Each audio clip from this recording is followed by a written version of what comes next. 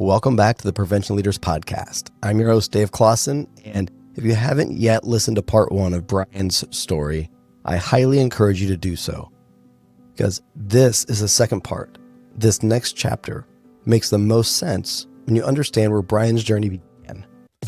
Welcome to Prevention Leaders Podcast with Dave Clausen, your source for insights into the world of substance misuse prevention. Each episode, Dave brings you the latest strategies, expert discussions, and real-life success stories designed to empower your work and inspire impactful change. Whether you're a prevention professional, community advocate, or simply passionate about making a difference, this podcast will keep you informed and motivated. Get ready to lead with a confidence that drives lasting results. Let's lead the change together. When we left off, Bryan had hit what many would call rock bottom. Years of untreated trauma, repeated surgeries, and emotional pain that was dismissed by the very institutions meant to support him led him to a moment where Bryan felt like there's only one way out. He attempted to end his life, and it's important to pause right there, because so many people we serve, whether they wear uniforms or not, arrive at that same precipice. But Bryan survived, not because of a formal intervention or a well-designed program, but because something far more simple and maybe far more powerful: human connection. Today, we walk into the second act of his story. Not the easy part, not the happily ever after, but the long, often messy, deeply human process of healing. You're going to hear about Reboot Recovery, about peer support that didn't judge, but embraced, about faith that Bryan had long abandoned and community he never expected to find. This isn't just a story of survival, it's a story of transformation. And for us in the prevention field, it's a story that holds lessons about how we show up, how we listen, and what we make space for. In 2012, I lied to my wife.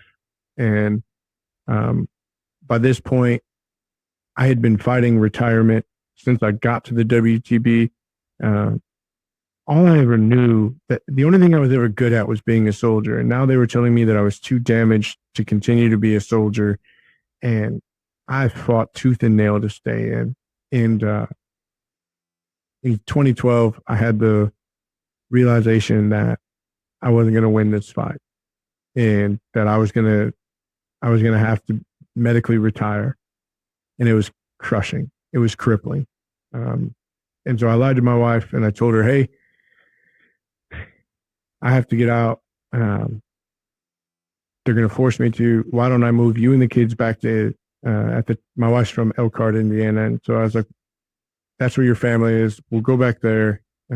Let's get you up there. Let's get a house. Let's get the kids in school, job. Let's set up, these routines so that when I get out, it's an easy transition for me. And in actuality, I knew that I was going to take my life, but I didn't. I knew that my wife and kids didn't deserve to find me. And so there's actually a picture, and I'll send you the picture because I think it's pretty hard. But it was a Saturday morning. I had coached my daughter's soccer team. And she was 5 or 6 at the time, and it was her first team sport. And we had her awards banquet. At a Saturday morning, we met at Sonic, and I bought the kids ice cream. And I gave my daughter her trophy, and there was this picture taken of me and my daughter. And I've labeled the picture as the last photo, because as soon as we got done with the banquet, they got in the car and headed up to Indiana.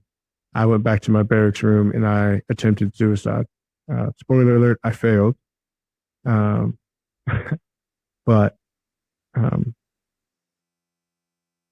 yeah, and the interesting thing about my suicide attempt, if I'm being honest, I didn't want to die. I was so tired of the physical, emotional, and mental pain, and I was so hopeless. Like, if there's no hope that tomorrow can be any better than today, then what's the point? I can't be the husband that my wife needed. I can't be the father that my kids deserve. I can't be a soldier. I can't do any of these things that my whole identity had been wrapped in. And if I can't do these things, then at least I can leave them some money.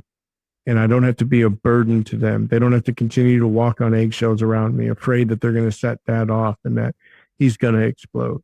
But really, that suicide attempt was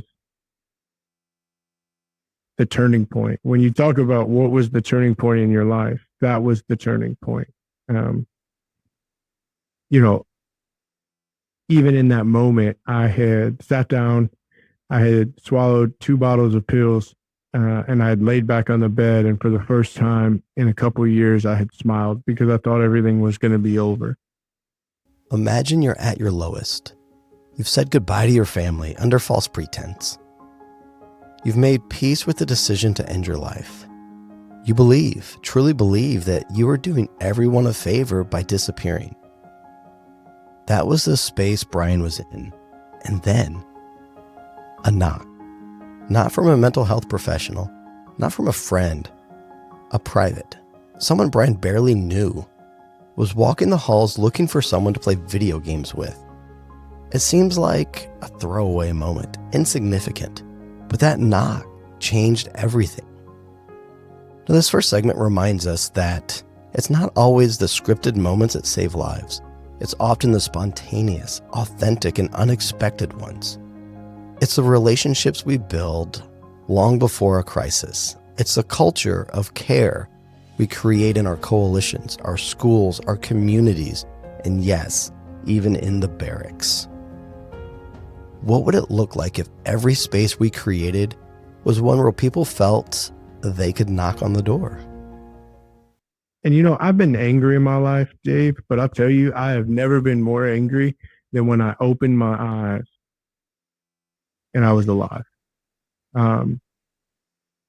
Long story short, a guy that lived on my floor, of course, we'd all put cards on our doors so you could just push them open, right? Everybody does it. It's against protocol and it's against regulation, but everybody does it.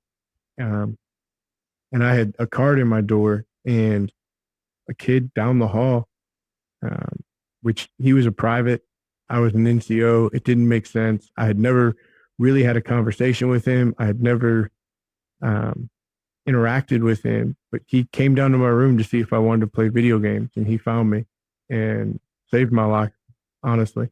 And but kind of the miraculous part of all of this is, Dr. Jenny Owens is the co-founder of Reboot Recovery, and she had actually been my doctor of occupational therapy at the Traumatic Brain Injury Clinic. So I was familiar with Reboot, but I was also an atheist. And I wasn't just an atheist because of my experience. I was raised as an atheist. And I didn't find out till years later that my dad had actually been an elder in a church. And because of church hurt, my dad had walked away from God, religion, church, everything. And so Dr. Jenny Owens, when I finished at the Traumatic Brain Injury Clinic, she had invited me to Reboot multiple times.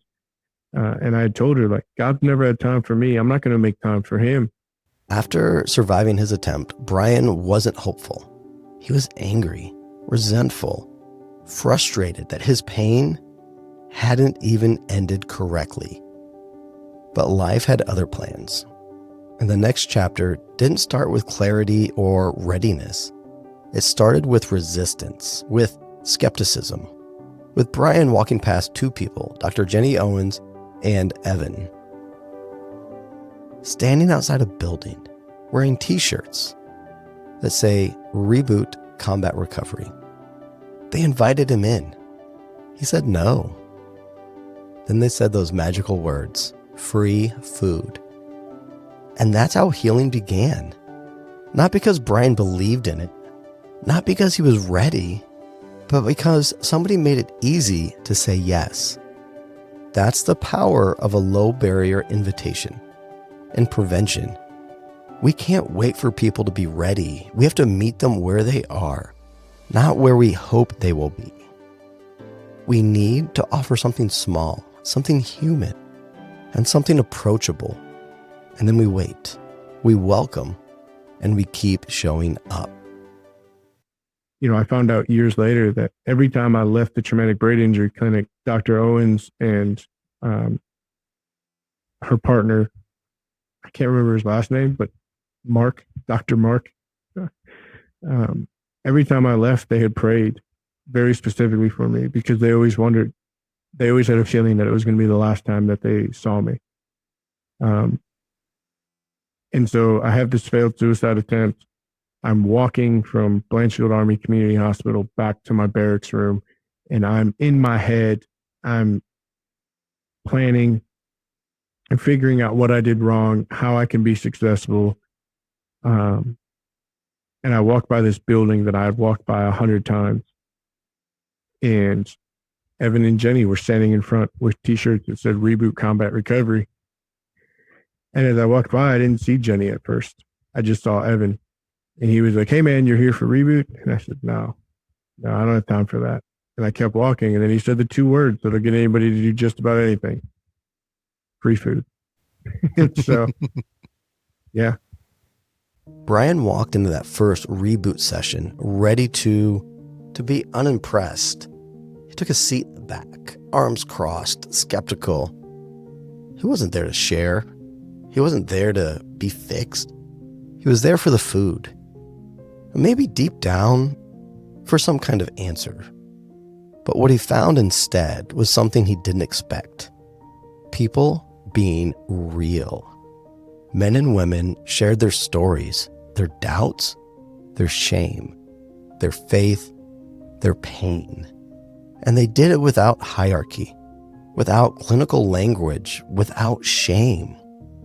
It wasn't a recovery group, it was a human group. And in that space, Bryan began to feel something he hadn't in years. Safety. The kind of safety that allows healing to begin. What would it look like if our prevention spaces were more like that? Less about fixing people, less about controlling people, more about honoring their pain, less about checklists, more about connection. I wish Evan was here because I have him come in and tell you my first reboot story. I was not awesome. I sat in the very back of the room. I didn't talk to anybody. People would come over and be like, "Hey, man, what's your name?" And I just grunted, right? Like, I didn't trust anybody. I didn't really want to be there. In my mind, I was there for the food. But, Evan got up, and Evan's a civilian. Jenny's a civilian. She's worked with military, but they didn't actively serve. So even that first week, I can remember sitting in the back as he's talking about what Reboot is going to be. And I can remember thinking, like, you have no idea. And I had had a situation with a social worker a few months before my suicide attempt where I had taken the step to try to get help. And so I walk into this meeting with this social worker, and she was elderly. She was sitting at her desk, and she was reading through my file. And I'll never forget, she looked up at me and she said, "When you were deployed, you felt." And I completely lost my mind. How do you know? You've never been there. How can you sit there and try to tell me how I felt or what I felt? Like, and I got angry. And she hit the little red button. So I got to meet some MPs, and that was fun. And so when I walked into Reboot, I was assuming the same thing, right? And I'll never forget to this day, the first thing that Evan ever said is, he said, "I'm not military. I'm not a veteran. I've never served. I'm not a pastor. I'm not a doctor. I'm simply here because I care." And there was something so unique about his transparency that it didn't matter to me. It didn't matter. Healing doesn't just happen through the story. It also happens through structure, through tools, through reflection. That's what Reboot offered Bryan, a roadmap through the fog. Each week, the group explored a new theme, and a few questions struck Bryan to his core. Do I have a soul? Can it be injured? And if so, can it be healed? Those questions undid him because it named the truth he'd been avoiding, that his wounds weren't just physical, that something in him had been torn, and maybe, just maybe, it could be made whole again. That is the dual power of prevention, structure and soul. We need both because people need to feel safe, yes, but they also need tools. They need reflection. They need to see a path forward, even if it starts in the dark. And now my first group, it was cool. There was a couple 5th Special Forces group guys, a couple Rangers. There was a fueler. There was a whole wide array of service members, and some of them had their spouses with them. Some of them did not. But I realized after 3 weeks, right? Because Reboot meets once a week for 2 hours. First hour is just food and fellowship. Second hour is a curriculum-based healing. And it was week 3, and I was leaving, and I was walking back to my barracks room, and I remember stopping at this bench, and I sat down on this bench, and I just started crying. And I remember I couldn't rationalize how a group of people loved me where I was, despite everything that I had been through, everything that I had done, every terrible decision, every mistake I've made. I couldn't justify in my head how this group of people could love me and meet me where I was. It didn't make sense to me. I hadn't experienced that before. And so I continued to walk through this 12-week program course. And as I'm walking through this course, like bonds, the community, it was nothing that I had ever experienced before. And,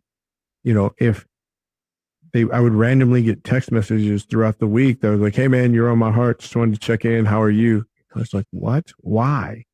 Just none of it made sense, man. And, Reboot's tough. They talk about a lot of the issues that we don't like to talk about, that you're not going to find on t-shirts. So we talk about guilt, shame, regret, forgiveness, identity.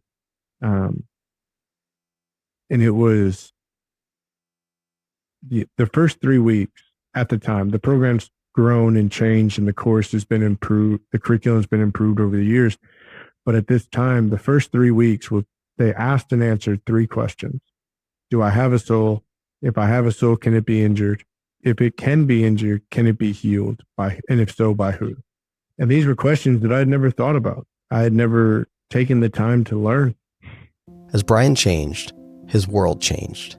Jen, his wife, who had quietly prayed for him for years, welcomed back the man she had loved. And not just physically, spiritually, emotionally. His children began to experience a different dad, a present, patient, and willing to sit with them, laugh with them, lead them dad. And Bryan began to lead others through the same Reboot course that helped restore him. It's not just about stopping suicide. It's about restoring relationships. It's about reconnecting families. It's about healing that extends across generations. You want to know what generational prevention looks like? It looks like this: one person choosing healing and a whole family arising with them. But she had shared with me a notebook that she had written in 2010 while I was deployed. She was journaling, and she had wrote, "Everybody tells me to leave him, but God keeps telling me to wait and watch." And so now it's pretty funny when the same people, they'll see a sermon that I give on social media or a podcast or something, and they'll reach out to her, and "We're so proud of Bryan." And in her head, she's like, "You told me to leave him." But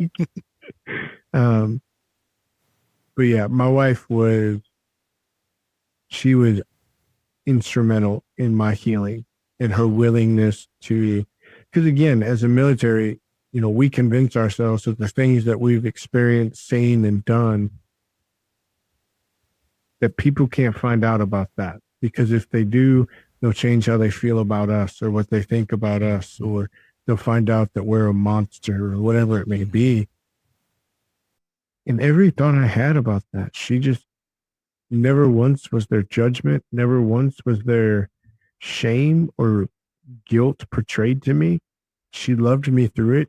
And when I didn't have answers or when I wasn't sure, she wasn't going to give me the answer, but she would help me find the answer. Today, Bryan is one of the most experienced course leaders in the country. He has helped lead countless veterans through the same program that helped him reclaim his life. He speaks openly now, not just about trauma, but about faith, about hope, about purpose, and about his daughter, Gracie, who played a vital role in pulling him forward. And while Bryan's story is extraordinary, what makes it powerful is that it's not rare. It's possible. It's replicable. And it's what happens when peer support, faith, and community are given a seat at the table. This is what we fight for in prevention, not just survival, but transformation. Not just harm reduction, but identity restoration. Not just better outcomes, but more whole lives. And as you well know, like there's still good days and bad days.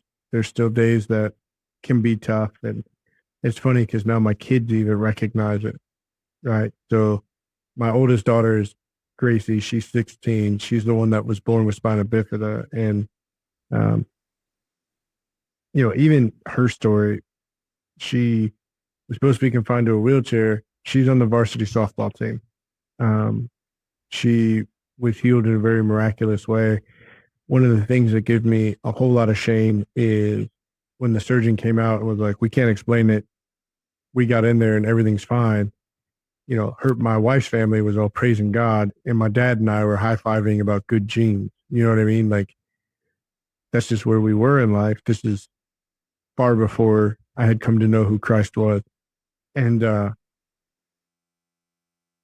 she's just a remarkable young girl. And she was raised kind of in Reboot, right? And so she is a voice of prevention and mental health at 16, and she just gets it. And so we'll be out in public and something will happen, whatever it may be. And as soon as it happens and she can tell that I'm that I'm reacting or that I'm elevated, she'll reach down and she'll grab my hand. Then she'll just ask me weird questions about either my 72 pickup truck that I'm trying to restore or a project that we're doing together. Anyway, so it's just, you talk about that with your wife, and I definitely have that with my wife. But now it's interesting because I live a life that's so focused on healing in the journey that even my kids have become a huge instrument in my healing journey. So this is where it's a safe space. And if I cross the lines, you can punch me in the nose and I'll accept it. But not just about you, but your kids and the norms, the life skills, the resiliency skills that they're being raised in and around, not just for their own well-being and future, but imagine being a 16-year-old and a friend with your daughter, Gracie, and going through a breakup or struggling, and her ability to know how to respond in those moments, like just the ripple effects there. I like my head is spinning with just excitement and just awe. Yeah. And it's incredible. And it's, I talk about how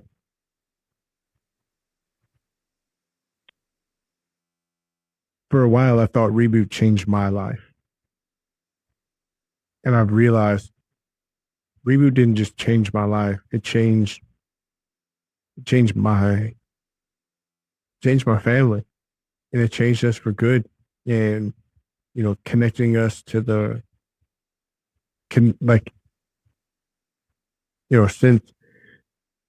since my life was so deeply impacted, my mom, my sister, my nieces, my nephews, my kids, have all come to realize who Christ is and what he has done for us. So you watch the generational mistakes that have been made alter, right? Like my grandkids will never face the challenges that I faced, right? And that's what's really awesome. And watching Gracie and even my other kids as well. My youngest son is Titus, and he's 8, and he's just remarkable. Like his heart for people and for hurting people. Like, I don't know. I have to remind myself that he's 8 half the time. And so it's it's truly incredible. And I think that, healing started with me, but it's already gone through my whole family. It's transforming your family tree. That's right. As we sort of look at the story arc of our conversation, I want to start bringing things down and really talk about now what. You're helping others. You already kind of talked about what that kind of looks like, but I'm curious for you as an individual, every time you share your story or every time you lead a reboot class, what is that like for you? Yeah, I think, man, that's a great question. For me, it's always interesting when somebody comes up and says, "Hey, thank you for sharing your story," right? Because even in scripture, it tells us that there is power in our testimony. For me, I talked to you before we taped about the law of one, right? If I can help one person go from where I've been to where I am, then it's worth it, and my life is worth it. And for me, I look at the opportunity to share my story as an opportunity to be that bridge from the hurting to the healer, right? Understanding that I don't believe in coincidence, right? A couple of years ago, I had a heart problem that kind of came up out of nowhere, and I had to go to the hospital. And while I was in the hospital, I remember thinking, like, there's a reason I'm in this hospital. So I had walked around the floor that I was on, and I had poked my head into this room with this older gentleman in it who had shot his finger off, cleaning his gun, and just shot his finger off. But we'd started talking, and there was an opportunity for me to share with him the gospel and who Jesus was. And so when I think about my story and the opportunity to share my story or to lead a group or to preach a sermon or to lead a small group or whatever it is, I just get really excited because I know, again, October 19th, 2010 was the day that I got hurt. And for years, that was the worst day of my life. And I've come to realize that it was actually the best day of my life, because just as the Psalms tell us, he laid me down in a greener pasture and he restored my soul. Now, it didn't look greener at the time, but I know that he has. And so I just think of, he didn't give me the story that he gave me for me to sit on it. And he didn't give me the story that he gave me for my glory. He gave it for his glory and at the same time to reach his people. Before we hit end record and then share this message with the world. So I've got, being a veteran and then also a former law enforcement, I do have quite a few veterans and first responders in my networks. And then also the prevention professionals I serve work alongside those individuals. So as it relates to veterans or first responders who feel hopeless, what do you want them to know? Yeah, that you're not hopeless, that there is hope, and that you can heal, right? Tomorrow doesn't have to be the same as today or yesterday, that there is a group of people that care about you and love you.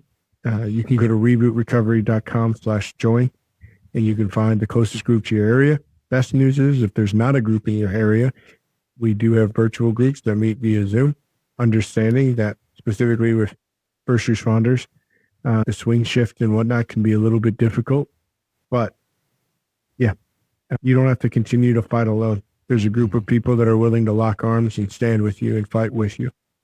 Bryan's story is a mirror. It reflects that everything matters about this work. It shows us what it looks like when someone falls through every crack and still finds healing.